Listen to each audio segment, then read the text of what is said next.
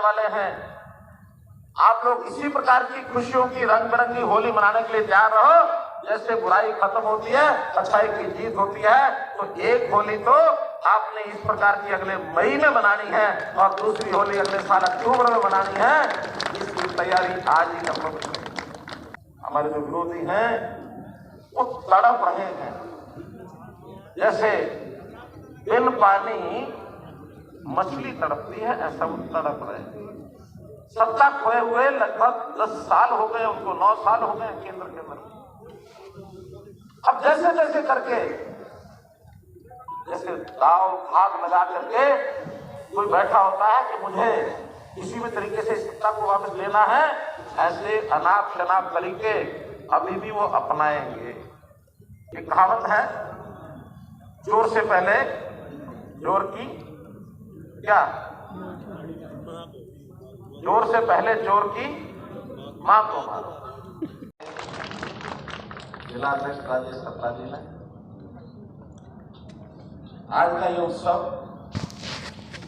हम सबके लिए बहुत ही एक आनंद लेने वाला, परस्पर भाईचारे का, परस्पर सौहार्द का ये उत्सव है। मित्रों, मैं इस यमुनानगर की इस जिले की धरती पर कई वर्ष तक लगातार अपने कार्यकर्ताओं के बीच में होली मनाता रहा। इस बार होली के उत्सव पर अलग अलग जगह जाना तो होता ही है। मैंने स्वयं अपने मंत्री कंवरपाल जी को कहा कि इस बार मेरा मन है कि यमुना जिले के कार्यकर्ताओं के बीच में होली मनाई जाए। मित्रों, ये होली लगने को हो सकता है हर वर्ष का आने वाला एक पर्व, जैसे बाकी पर्व आते हैं, ये भी पर्व आता है अपने मन की खुशियां, रंग गुलाल, फूलों से होली, कुछ खाना पीना करके और इसको पार कर देते हैं। लेकिन इस दिन विचार करने की बहुत बातें हैं।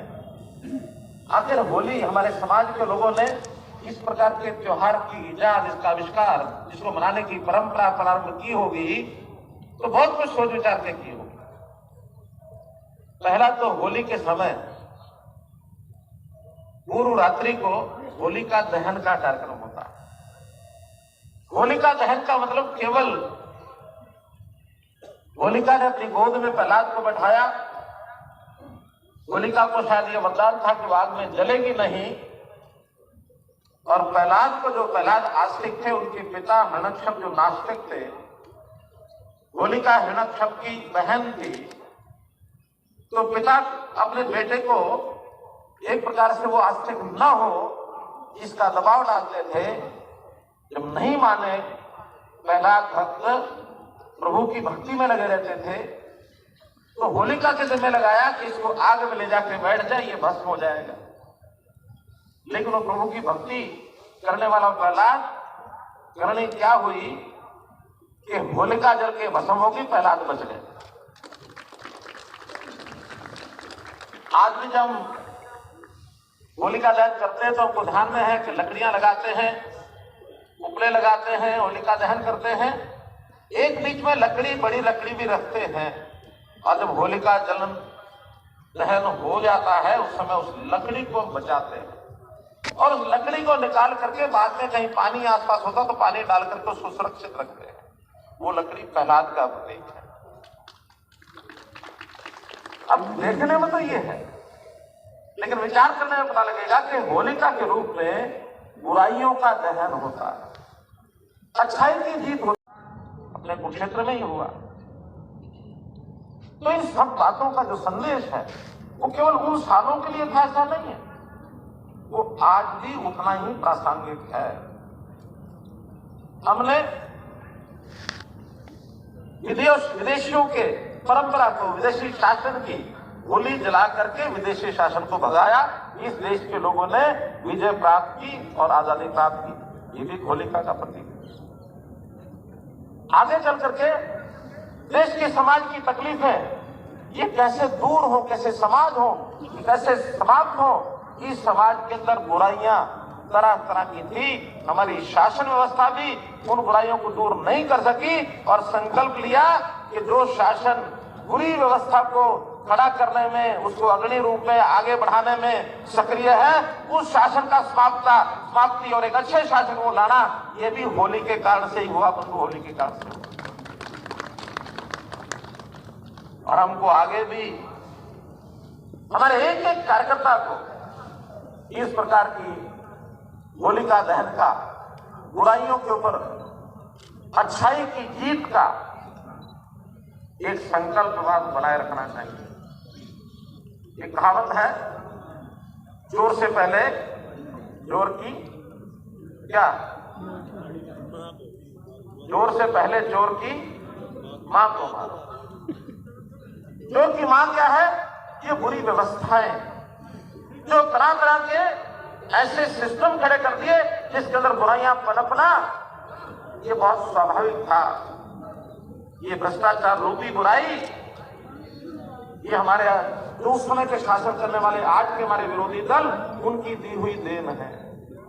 सिस्टम, इन सिस्टम को ठीक करने के लिए हम लगातार उस चोर की मार रूपी जो बुराइयों के सिस्टम है, इसको दूर करने के लिए लगे हुए हैं। नरेंद्र मोदी जी देश के अंदर ऐसा शासन कर रहे हैं कि आगे आने वाले समय में इस युग को याद किया जाएगा कि परिवर्तन का एक युग देश के अंदर मोदी जी के नेतृत्व में आया।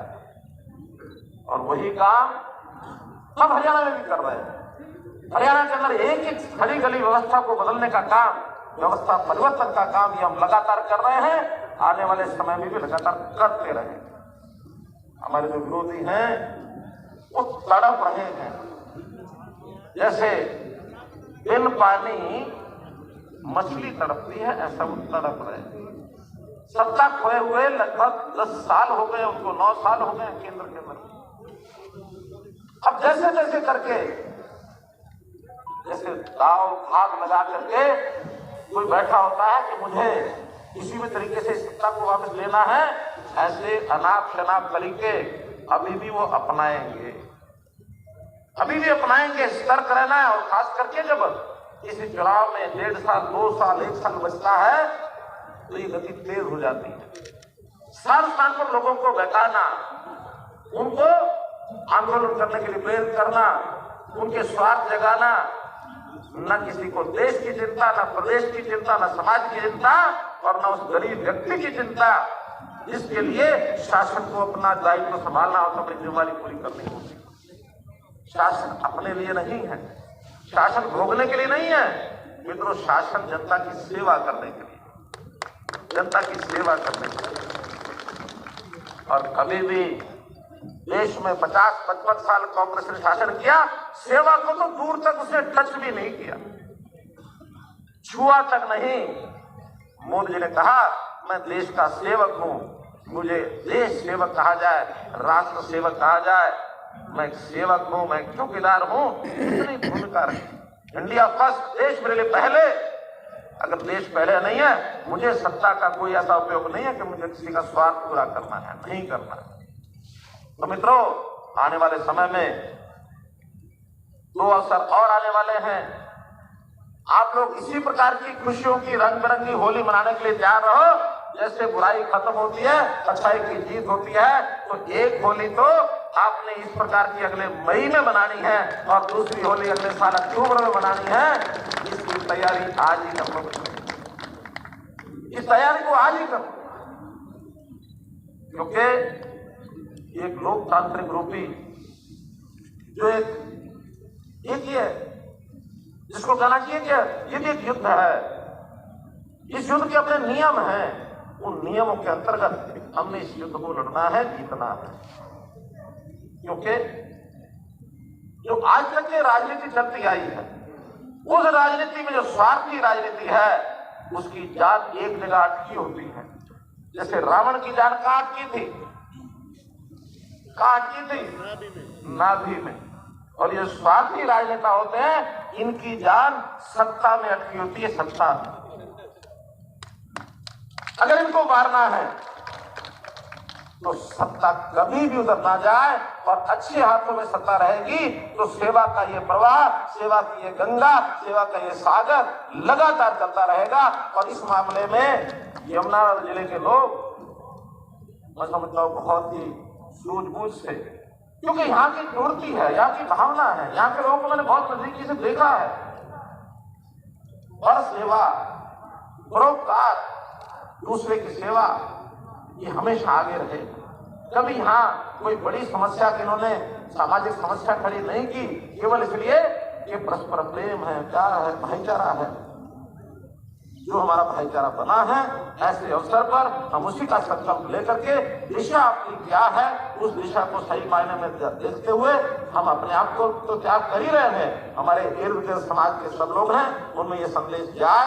होली के इस त्योहार के ऊपर हम इसी प्रकार का संकल्प लेकर के आगे आने वाले समय में विजय का संकल्प, जीत का संकल्प, अन्याय के ऊपर न्याय की विजय, बुराई के ऊपर अच्छाई की विजय, झूठ के ऊपर सच की विजय, इस विजय को लेकर के चलने के लिए होली के इस अवसर पर संकल्प लेकर के आगे बढ़े। बहुत बहुत धन्यवाद, बहुत बहुत आभार।